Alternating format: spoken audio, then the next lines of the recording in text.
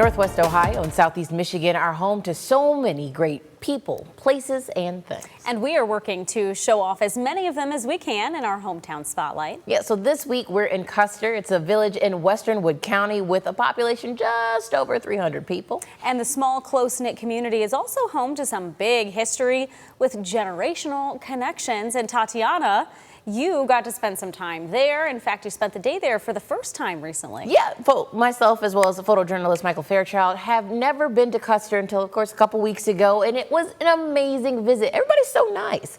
You know, this village had these people which truly made you feel like you were truly welcome in their home. The village of Custar has been a part of Wood County for more than a century, but long before today's residents were born, one church and one school helped shape the community around it. For generations, families have celebrated milestones here, learned lessons here, and built traditions that continue today. We all had different experiences because, like, when my dad went to the school here, he had nuns that were his teacher. So they were very strict, and I can remember him telling me that if you misbehaved, your hand got slapped with a ruler. St. Louis Catholic Church is marking 163 years, and next door, St. Louis Catholic School is celebrating 150. And for many families, those numbers aren't just history, they're personal. My grandparents went to school here, and my grandpa didn't really care for school much. So at lunchtime, he would sneak out of school and walk home and go help on the farm. Lindsay Tussing says the buildings have changed and technology has changed, but connections to this place remain the same. The kids now have Chromebooks, so they each have their own Chromebook in school. When I went to school here, we didn't have that. We got everything was projected on a screen that we had to write everything down. Ice cream truck is coming today. I can't wait. It's getting late. Have any of you ever been in an ice cream truck before? The school has taught the children in Custar for a century and a half, and for many families, attendance isn't just measured in years, but in generations.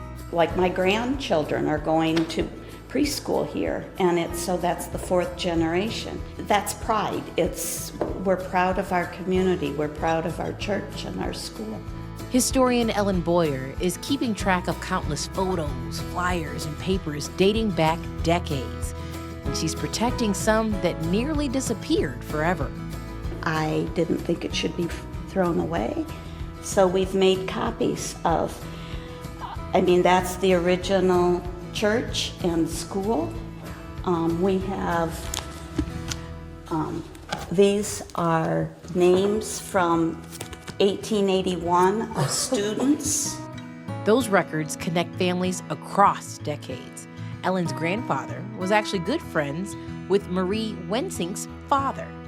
At 91 years young, she is the church's oldest living member and has spent nearly every major chapter of her life right here.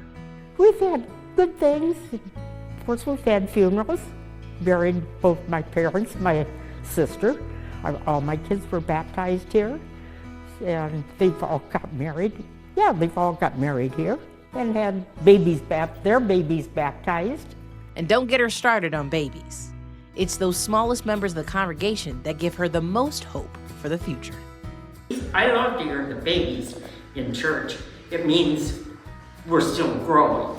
5 generations of her family have helped write the history here in Custar. And remember Lindsay Tussing from the church? Her cousin is Principal Jennifer Tussing. On my mom's side, her grandma attended, and then her mother and herself, and then myself and my siblings, and then 5 of my own children are graduates from here. So it's kind of a legacy. It's a great thing to say that they were able to be a part of. Because for these people here, these buildings are more than brick and mortar. They're where family histories live. It is all about community, not necessarily living right in the town, but the very rural community of it makes it home.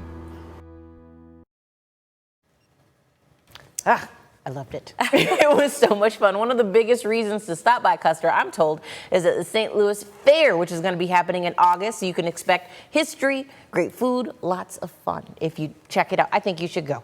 I had a lot of fun. That is so much fun. Do you think that Custar would be able to handle all of us Like all going at down once? there for the fair? Oh, Yeah. Marie would be very thrilled about it. She'd be very excited. And of course, as would everybody there. So I appreciate you all welcoming me with open arms. Lots of fun. Truly, thank you. That was a really exciting way to look into, peek into the background of the really small town. Super cool. Love it. And if there's something about your hometown that you'd like to see a spotlight, let us know. Email what makes your hometown special to news@WTOL.com or send us a message on social media.